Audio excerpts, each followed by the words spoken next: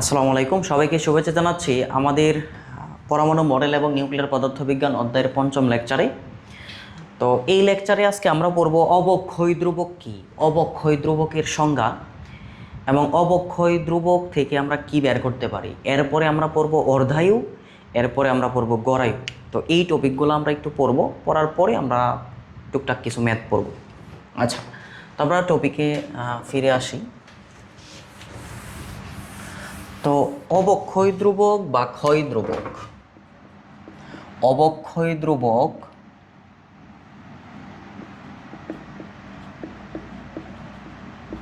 অবক্ষয় ধ্রুবক বা ক্ষয় ধ্রুবক।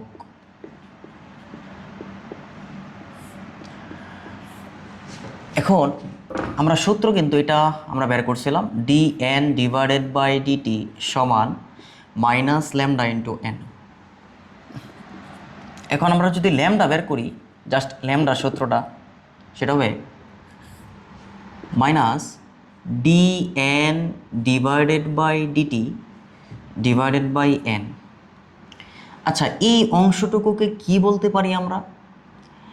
এই অংশটুকুকে আমরা বলতে পারি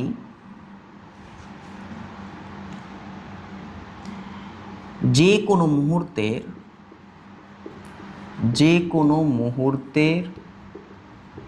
ভাঙন হার, যে কোনো মুহূর্তের ভাঙন হার। আর এনকে আমরা বলতে পারি অক্ষত পরমাণুর সংখ্যা, ওই মুহূর্তের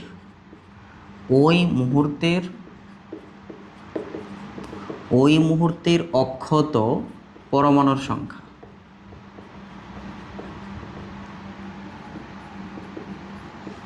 তাহলে আমরা সংজ্ঞাটা কি বলতে পারি? সংজ্ঞাটা আমরা বলতে পারি যে dn divided by dt equals to minus lambda into n, lambda সমান হবে মাইনাস dn বাই dt ডিভাইডেড বাই n। তাহলে যে কোনো মুহূর্তের তেজস্ক্রিয় ক্ষয় বা ভাঙন, তোমরা সবাই সংজ্ঞাটা লিখে ফেলবা। যে কোনো মুহূর্তের তেজস্ক্রিয় ক্ষয় বা ভাঙন হার এবং ওই মুহূর্তের অক্ষত পরমাণুর সংখ্যা দিয়ে ভাগ করলে যা পাওয়া যায় সেটাই হচ্ছে আমাদের ক্ষয় ধ্রুবক বা অবক্ষয় ধ্রুবক। তো অবক্ষয় ধ্রুবকের সংজ্ঞাটা আমরা এখান থেকে আমরা লিখতে পারি। আচ্ছা, তো এই পর্যন্তই লেখা শেষ করে ফেলবা। এরপরে অবক্ষয় ধ্রুবক বা ক্ষয়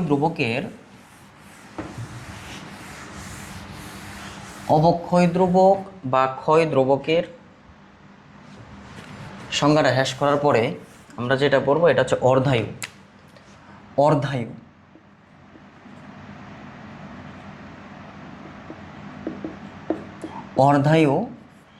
এই অর্ধায়ুটা কি? অর্ধায়ুর যে সংজ্ঞাটা, আমি সংজ্ঞাটা তোমাদের বলতেছি, তোমরা সবাই খাতায় লিখে ফেলবা। অর্ধায়ু হচ্ছে যে কোনো তেজস্ক্রিয় পদার্থের যে সময়ে অক্ষত পরমাণু সংখ্যা আদি সংখ্যার অর্ধেক হয়। আবার বলতেছি, কোনো তেজস্ক্রিয় পদার্থ যে সময়ে অক্ষত পরমাণু সংখ্যা আদি সংখ্যার অর্ধেক হবে সে সময়কে অর্ধায়ু বলে। অর্থাৎ যে সময়ে কোনো তেজস্ক্রিয় মৌল অর্ধেক পরিমাণ ক্ষয় হয়, সেই সময়কে কি বলা হবে? অর্ধায়ু বলা হবে। এই অর্ধায়ুকে আমরা টি হাফ দিয়ে প্রকাশ করি। এই টি হাফের যে সূত্র, এই সূত্রটা আমরা দেখব। আচ্ছা, তো আমরা সূত্র তো এটা অবশ্যই জানি, n সমান n naught e to the power minus lambda t. আচ্ছা, এই টিটা টি হাফ হবে কখন? যখন এই n এর মানটা এই আদি পরমাণুর সংখ্যার অর্ধেক হবে, তখনই তো এই স্মল টিটা টি হাফ হয়ে যাবে। তাহলে আমি বসায় দিই, সেটা হলো আদি পরমাণু সংখ্যার অর্ধেক যে সময়ে হবে n naught e to the power minus lambda into T half. এই টি হাফের মানটাই আমরা বের করতে চাচ্ছি। তো এখন n নট আর n নট কাটাকাটি, তো এখান থেকে লন কি আসবে? লন হাফ ইকুয়ালস টু হবে, আমি উভয় পক্ষকে যদি লন নেই তা ln e to the power minus lambda t half. তো এই পাশ থেকে আমরা লন আর ই চলে যাই, তো এখানে কি থাকে? লন হাফ, এটা হবে minus lambda into T. Half. এখন আমাদের দরকার হচ্ছে টি হাফ, তাহলে টি হাফ সমান কত? এই টি হাফ সমান হবে, নিচে হবে ল্যামডা, উপরে হবে লন হাফ, সামনে একটা মাইনাস থাকবে।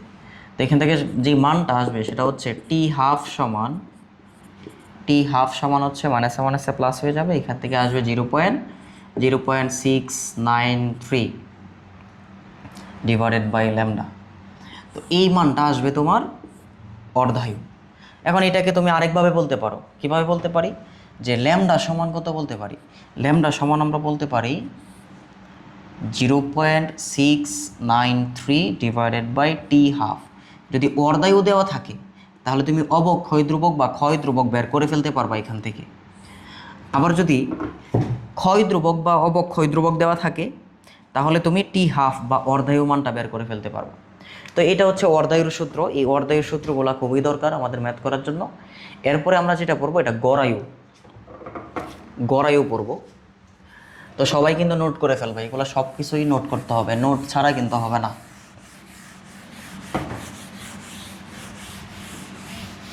আচ্ছা, তো এখন আমরা যেটা পড়বো এটা হচ্ছে গড়ায়ু পড়বো, গড়ায়ু। গড়ায়ুকে টাউ দিয়ে প্রকাশ করে, টাউ সমান হবে প্রথম মৌলের আয়ু, প্রথম মৌলের আয়ু প্লাস দ্বিতীয় মৌলের আয়ু, দ্বিতীয় মৌলের আয়ু প্লাস ডট ডট তৃতীয় মৌলের আয়ু, এভাবে এন নট সংখ্যক মৌলের আয়ু। ঠিক সেমভাবে এভাবে লিখবা। নিচে যতগুলা পরমাণুর সংখ্যা থাকবে সব পরমাণুর সংখ্যা দিয়ে তুমি কি করবা? ভাগ করবা। ধরো এন নট আছে, এন নট দিয়ে ভাগ করবা। এখন এখান থেকে ক্যালকুলেশন করার পরে যেই সূত্রটা আসে সেটা হচ্ছে 1 ডিভাইডেড বাই ল্যামডা। এই সূত্রটা একটু মনে রাখতে পারো। আবার যদি তুমি টাউ সমান হচ্ছে 1 ডিভাইডেড বাই ল্যামডা আর একটা মান বসায় দাও, ল্যামডার মান 0.693 ডিভাইডেড বাই টি হাফ। তো সুতরাং টাউ সমান হবে উপরে টি হাফ, এক্ষেত্রে উপরে হবে টি হাফ, নিচে হবে 0.693। তো সুতরাং আমরা বলতে পারি টাউ সমান হবে টি হাফ ডিভাইডেড বাই 0.693। তো তুমি যদি এই সূত্রটা মনে রাখো তাহলে গড়ায়ুটা বের করে ফেলতে পারবো। এখন গড়ায়ু যদি বের করে ফেলতে পারো তাহলে এখান থেকে টি হাফ বের করে ফেলতে পারবা, বা টি হাফ যদি দেওয়া থাকে, অর্ধায়ু যদি দেওয়া থাকে তাহলে তুমি এখান থেকে গড়ায়ু বের করে ফেলতে পারবা। আবার যদি অবক্ষয় ধ্রুবক বা ক্ষয় ধ্রুবক দেওয়া থাকে তাহলে গড়ায়ু বের করে ফেলতে পারবা। এখন গড়ায়ুর যে সংজ্ঞা, এই সংজ্ঞা যদি আমি বলতে চাই সেটা হচ্ছে যে সকল মৌলের আয়ুর সমষ্টিকে আদি পরমাণুর সংখ্যা দিয়ে ভাগ করলে যে আয়ুমান পাওয়া যায় সেই আয়ুমানকে বলা হবে গড়ায়ু, আর গড়ায়ুকে টাউ দিয়ে প্রকাশ করে। নিউটনিয়ান বলবিদ্যায় এই টাউ কিন্তু আবার টর্ক, এটা আবার টর্ক না, এটা হচ্ছে গড়ায়ু। টাউ সমান হচ্ছে গড়ায়ু। তো এই তো আমাদের গড়ায়ু সম্পর্কিত ধারণা হয়ে গেছে। তো এখান থেকে অনেক টাইপের ম্যাথ হয়, সেই ম্যাথগুলা আমি একটা ম্যাথ সলভ করাবো। এই একটা ম্যাথ সলভ করাইলেই তুমি আশা করতে পারি ম্যাথ এগুলা তুমি পারবা। তো দেখি একটা ম্যাথ দেখি কি বলছে। তো এই ক্লাসটা একটা ম্যাথ কমপ্লিট করলেই শেষ হয়ে যাবে। পরবর্তীতে আরেকটা ক্লাস হবে তেজস্ক্রিয় মৌলের যেই মৌলিক কণিকা কীভাবে প্রকাশ করা যায় এগুলো সম্পর্কিত। আচ্ছা, এখন একটা ম্যাথ দেখি।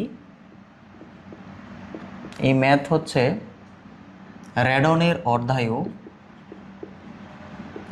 রেডনের অর্ধায়ু ধরো 4 ডে, রেডনের অর্ধায়ু 4 ডে, 4 দিন। 1 নম্বর কোশ্চেন,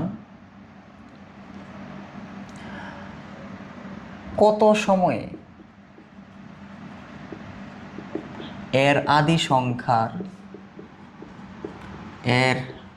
সংখ্যার 30% ক্ষয় হবে, ক্ষয় হবে। 2 কত সময়ে এর আদি সংখ্যার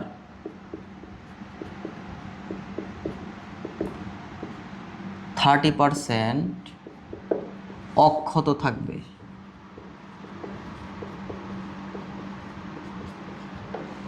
3 কত সময়ে মৌলটি সম্পূর্ণ ক্ষয় হয়ে যাবে,